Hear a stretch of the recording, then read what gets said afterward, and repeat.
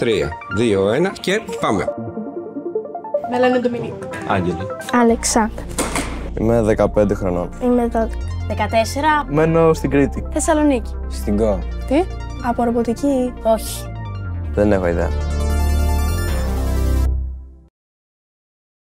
Έχω μια ιδέα. Θα ήθελα να φτιάξω ένα ρομπότ. Θα δίνει τροφή στα δέσποτα. Και να μπορεί να χαϊδεύει τα ζώα καθώς τρώνε το φαγητό του. Θα έδινα τη φωνή μου σε ένα ρομπότ και να μην νιώθει μοναξιά ο παππούς και η γιαγιά μου. Σε ένα ρομπότ φάλαινα που θα μαζεύει σκουπίδια στη θάλασσα. Θα είχε και ένα καλάθι. Να το κατάει έτσι.